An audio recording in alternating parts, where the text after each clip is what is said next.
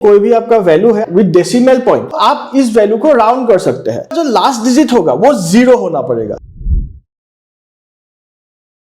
Hi guys, welcome to session number 14। आज इस session में हम लोग डिस्कस करेंगे about math functions. Math functions are functions which we are going to use for mathematical operations. So round function क्या करेगा? Suppose कोई भी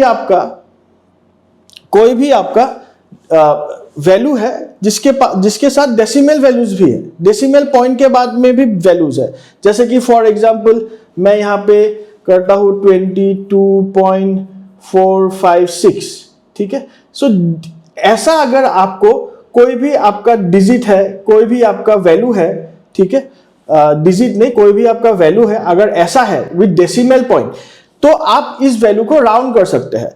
तो अगर मैं राउंड फंक्शन यूज करूंगा, फॉर एग्जांपल मैंने लिखा राउंड फंक्शन यूज करूंगा, इसको राउंड अप करने के लिए, फॉर एग्जांपल 22 राउंड करने के लिए पॉइंट नहीं चाहिए मुझे, तब मुझे क्या करना पड़ेगा? राउंड फंक्शन यूज करना पड़ेगा, ठीक है। जैसे कि फर्स्ट यहाँ पे वैल्यू देखिए, यहाँ पे वैल्यू है 212.726, ठीक है। तो मैंने यहाँ पे इसको राउंड किया, राउंड A1 मतलब डिस्सल, ठीक है, A1, 0, ठीक है। 0 मतलब है कि डेसिमल पॉइंट के बाद मुझे कोई भी डिजिट नहीं चाहिए। अगर हम लोग यहाँ पे 0 देंगे तो इसका मतलब है मुझे डेसिमल पॉइंट के बाद कोई भी वैल्यूज नहीं चाहिए, ठीक है। तो तब हम लोग 0 देंगे। तो आप देखिए आउटपुट क्या हुआ, 212.7261 से 213 हो गया, ये राउंड हो गया, ठीक है, राउंड हो गया, ठीक है। सिमिलरली नेक्स्ट वैल्यू देखिए आप, ये वाला वैल्यूज है 212.726, ठीक है। इसको मैं राउंड करूंगा, राउंड A2, 1, ठीक है। मैं यहां पे दे रहा हूं A2, 1 का मतलब है कि मुझे डेसिमल पॉइंट के बाद एक डिजिट चाहिए, ठीक है। इसका मतलब है मुझे डेसिमल पॉइंट के बाद एक डिजिट चाहिए, तो इसीलिए मैंने यहां पे 1 दिया है। तो आप देखिए आउटपुट कितना आया, 212.7, ठीक है, 212.7, क्योंकि मुझे डेसिमल पॉइंट के बाद एक डिजिट चाहिए, तो ये राउंड होके आ गया 212.7, ठीक है। सिमिलरली अगर 1 का जगह 2 देंगे तो 2 decimal point, 2 values after decimal point आएगा। 3 देंगे तो 3 वैल्यूज आफ्टर डेसिमल पॉइंट आएगा। 4 देंगे तो 4 वैल्यूज आफ्टर डेसिमल पॉइंट आएगा, ठीक है। इतना तक आप लोग का क्लियर हो गया है, ठीक है। अभी हम लोग दूसरा एक कॉन्सेप्ट देखेंगे राउंड का, जहां पे हम लोग नेगेटिव यूज करते हैं, नेगेटिव नंबर्स यूज करते हैं, ठीक है, राउंड करने के लिए। तो यहां पे आप देखिए, यहां पे वैल्यू है आपका, यहां पे वैल्यू है आपका 212.7261। तो मैंने राउंड किया है, राउंड A6, -1, ठीक है। तो मैंने राउंड किया है A6, -1।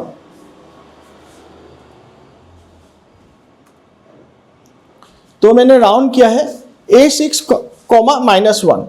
तो -1 दिया है, इसका मतलब क्या है, जो भी नंबर हम आएगा राउंड से, ठीक है, राउंड करने के बाद उसका जो लास्ट डिजिट होगा वो 0 होना पड़ेगा, एक 0 रहना पड़ेगा। -1 मतलब एक 0, -2 मतलब 2 0, -3 मतलब 3 0। अभी अगर हम लोग इसको राउंड करेंगे 212.7261, यहां पे मैंने क्या किया, राउंड A6, -1। तो नियरेस्ट कौन सा डिजिट है जिसका लास्ट डिजिट 0 है? नियरेस्ट टू दिस डिजिट 212.7261 का पास कौन सा डिजिट है जिसमें लास्ट डिजिट 0 है? वो है 210। सो देखिए आपका कितना आया, 210, ठीक है। अभी हम लोग -2 देंगे तो यहां पे 200 आएगा, क्योंकि दोनों 0 दे चाहिए, हमें 2 0 चाहिए, इसलिए हम लोग ने -2 दिया है। तो यहां पे 212, ये वैल्यू कितना हो जाएगा, 200 हो जाएगा, ठीक है, because 200 is the nearest integer to 212 with the last digit as 0, ठीक है, इसीलिए यहां पे 200 आ गया। नेक्स्ट आपका हम लोग राउंड करते हैं 3625 को, मैंने यहां पे दिया है राउंड A8, -3 मतलब 3 0। अभी आउटपुट क्या आएगा, 4000 आएगा, क्योंकि 3625 का क्लोजेस्ट इंटीजर कौन सा है विथ 3 zeros इज 4000, ठीक है, इसीलिए यहाँ पे 4000 आया। सो यहाँ पे हम लोग ने देखा राउंड फंक्शन का वेरिएशंस देखा हम लोगों ने, कैसे कैसे केस पे हम लोग राउंड फंक्शन यूज कर सकते हैं। नेक्स्ट आपका राउंड का और दो वेरिएशन है, round up and round down. Suppose value है मेरे पास 16.99, तो अगर इस वैल्यू को मैं राउंड करूंगा तो मेरा आउटपुट आएगा 17, ठीक है। अगर मैं राउंड अप करूंगा तब भी मेरा आउटपुट आएगा आपका 17, ठीक है। अगर मैं राउंड डाउन करूंगा तब कितना आउटपुट आएगा, मेरा वैल्यू कितना था 16.99, तो राउंड डाउन कर रहे हैं हम लोग, तो राउंड डाउन तो वैल्यू कितना आएगा 16 आएगा, ठीक है। सो यहाँ पे मैंने करके दिखाया है round A2, 0, round A2, round up A2, 0, round down A2, 0, ठीक है। नेक्स्ट हम लोग देखेंगे अबाउट सीलिंग फंक्शन। तो राउंड फंक्शन हम लोग का क्लियर हो गया, अभी हम लोग देखेंगे अबाउट सीलिंग फंक्शन। सो यहां पे मैंने एक इंटीजर लिया 210.67, ठीक है। मैंने फंक्शन यूज किया सीलिंग A2, 2, ठीक है। सीलिंग फंक्शन क्या करेगा, सीलिंग फंक्शन जो भी वैल्यू है, ठीक है, उसका अपर लिमिट देगा, ठीक है, उसका अपर लिमिट देगा, ठीक है। जैसे कि 210.67 सीलिंग A2, 2, ठीक है, तो क्या आएगा आपका 212, ठीक है, मल्टीपल ऑफ 2 आएगा। सो 210.67 विल बिकम मल्टीपल ऑफ 2, ठीक है, ओके।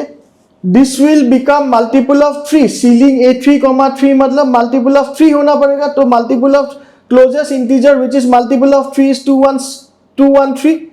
नेक्स्ट 4 देंगे तो मल्टीपल ऑफ 4 हो जाएगा 212, 5 देंगे तो मल्टीपल ऑफ 5, 10 देंगे तो मल्टीपल ऑफ 10, और 7 देंगे तो मल्टीपल ऑफ 7, 217, ठीक है। सीलिंग फंक्शन में ऐसे होता है आप, लेकिन यहां पे जो अपर वैल्यू है वो आपको एज अ आउटपुट आएगा, जो अपर वैल्यू है, ठीक है। जैसे कि 21.67 मैं दे रहा हूं सीलिंग 2, तो 2 का मल्टीपल क्लोजेस्ट इंटीजर कौन सा है, 210.67 में 67 का क्लोजेस्ट आपका अपर वैल्यू कौन सा है, which is a multiple of 2, that is 212। 211 तो मल्टीपल ऑफ 2 नहीं है, 212 ही मल्टीपल ऑफ है, मल्टीपल ऑफ 2 है। सो ऐसे आएगा आपका, you can use ceiling function like this. Next है आपका फ्लोर फंक्शन। तो सीलिंग क्या करेगा, सीलिंग अपर लिमिट का वैल्यू देगा, लेकिन फ्लोर क्या करेगा, फ्लोर लोअर लिमिट वैल्यू देगा, मतलब सीलिंग का ठीक ऑपोजिट, ठीक है। तो यहां पे मैंने फ्लोर यूज किया है 210.67 A2, 2। अभी मुझे चाहिए मल्टीपल ऑफ 2, ठीक है, तो कितना है 210, multiple of 5 210, multiple of 10 210, multiple of 7 210, ठीक है। ये floor is the opposite of ceiling function.